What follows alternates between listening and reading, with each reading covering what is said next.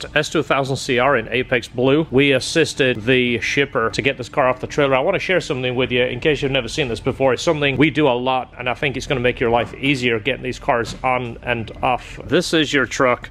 This is your flatbed trailer. The issue is this angle right here. People pack wood over here. They do all kinds of little things and put wood along here to get the lip to clear the trailer. This is the area that you're contacting the front lip.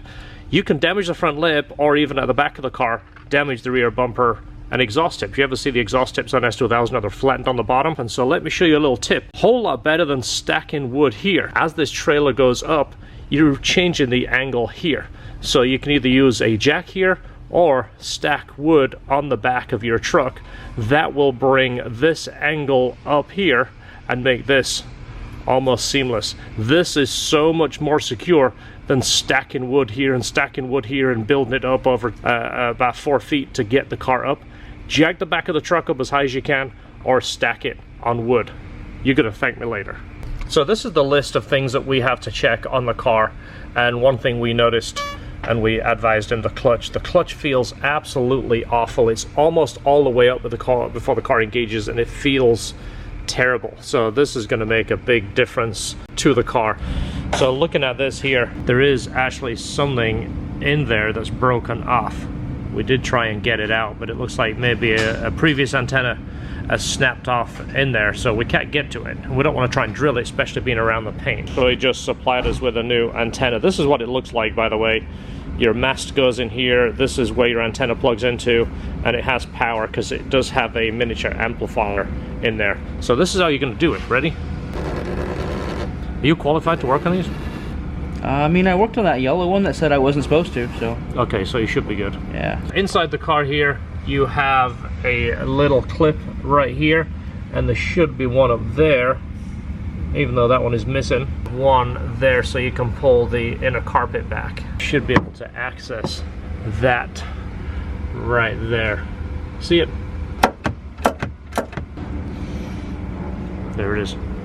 Alright, so during reinstallation, you're going to plug your wires back in, and then you see the bolt here, the single 10mm. You're going to want to snug it down, but not tighten it, because there's a little bit of movement in that slot there. Because when you tighten the part here up top, you're going to make sure this is tight, and then tighten that, because this just holds it in place. But this is what keeps it tight to the body, to keep leaks from happening and to keep it sealed from the elements. And there's the final product. And now you can be ready for some rip-roaring radio reception.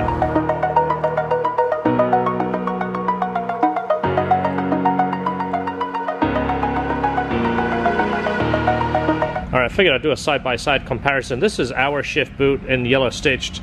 This is the factory CR, which obviously comes factory stitched. I'm not ragging on Honda, but they're not going to put the really high-end leather in these. It's just kind of like an imitation leather. So there's a comparison right there. Stitching is pretty much the same.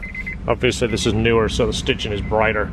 But if you're thinking of renewing your CR, obviously all the CRs come with yellow stitch. It looks like it matches perfect, even the size of the stitch. We might be able to put a slot in it. It looks like somebody's already tagged that valve cover. Someone's attempted the slot.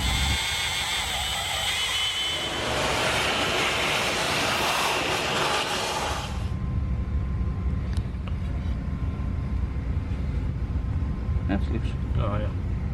So new plugs are in, and the bolt has been removed. We're going to clean this cover up. There's not really a whole lot we can do with it. It's pretty beat up, but if we send these letters, as we've shown in past videos, I think it'll make a big difference. Other thing you wanted is the pedal buttons. There's 3 pedal buttons. We sell them in the store as a kit because we want you to do all 3. If you're going to do 1, do 3. 2 of them are on the clutch. 1 of them is on the brake. The 2 on the clutch, 1 is the starter safety switch. The other one is the clutch cancellation. The one on the brake is obviously your brake lights. So like we mentioned in the past, it's much easier just to remove the whole pedal assembly and replace the buttons on the bench, just like that. Super simple. There's a little bit of light. Looks like it's a little greasy down there. Yeah, it's Did you look at the master? This should tell you. What's coming out with the master? Oh. Brake fluid takes paint off. Yeah, let's go take a look inside the car. I wish I had stock in master cylinders because I think they sell so well. Yeah, look at that. So that's what happens, is it leaks down there and runs down the pedal, but that's blown out. I hate to call customers and say, hey, you need to spend more money, but we don't want to put a brand new clutch in it with an old master cylinder because it's going to obviously come out of adjustment. It's not going to work properly. Yeah, you can see how dark that is. So VTEC solenoid gasket, always change the gasket first if you're having a major leak. There's a 70% chance this will fix the issue. If not, it's the VTEC solenoid assembly itself leaking internally.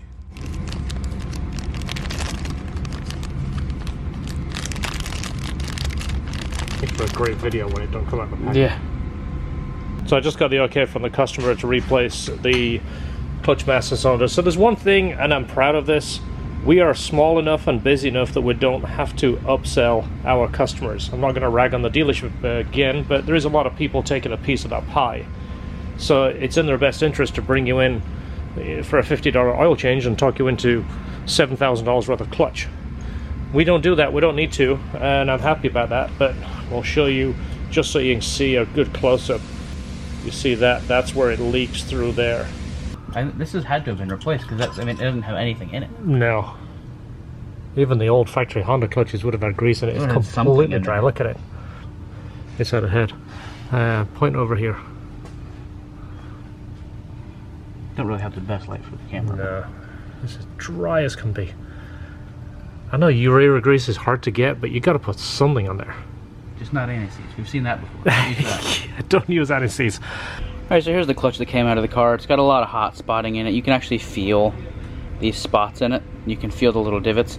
And that bearing, I mean, is completely dry. There's a little bit of, kind of grease coming out of this end. This actually could be grease from inside this bearing because it does feel pretty loose.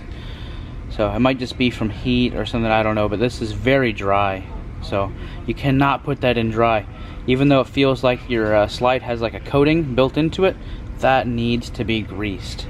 See the damage there? This is from being dry and the bearing runs on here. This is when you press your clutch, the release bearing, the Nachi bearing that we sell you, it slides on this. So that's real important to have this greased with the correct grease. If not, it's going to put that groove in there. And then what happens, the new bearing likes to sit in that and then makes a click every time it goes over this ledge right here. So it sucks, but that's why we sell the install kit. That includes a nice new guide right here. Transmission is back in. We've got a few things to do up top. We have the bumper off because he has provided new OEM headlights. I'll show you those here in a minute. That makes one of the biggest differences, that and a soft top if your car has one. But these you can only do so much with them. And the OEM ones just look so nice. So to get these off, it's easier to take this brace off first, which is what I've done right now as soon as I'm on the ground.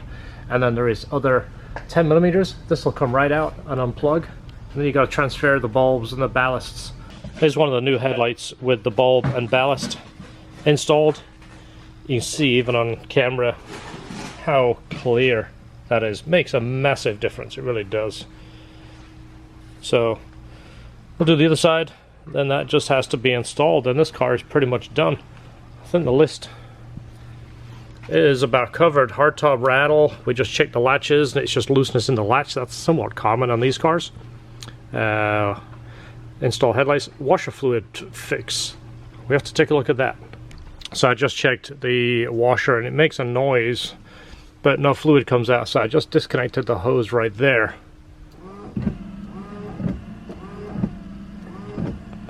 Can't tell.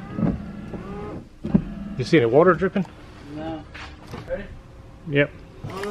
Oh yeah. It just changed color, so something was in it. Eek. It's like a funny color came out. Look at that. Yeah, do it again. Alright, it's clear now. Yeah. coming out pretty good. Yeah, it is now. I guess I'll hook it back up to this right here, but yeah, it was like dirt water came out. We'll disconnect it there and check it, but it's probably these blocked up with wax. Often when people wax these, they rub wax all in there. That's why they're not working. It's like glue. There we go. Done. Let's cross that off the list. There's one headlight installed, the other one just going in. Everything is done on the list after this. Next thing are these lights right here. VSA and ABS lights are on. It said it did remove the steering wheel and reinstalled it, so that is probably it. I'm going to fire up the Altel right here, check the codes, see if we can see what's going on. Maybe just requires a system reset. Alright, so we're just waiting for the initializing.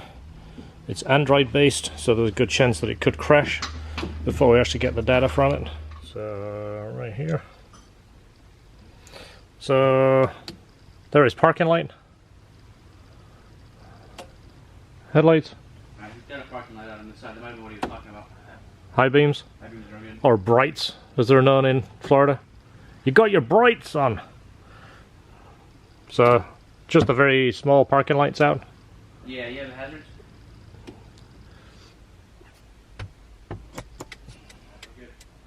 All right. Do you want to test the horn when you're not ready? Even when I'm ready, yeah.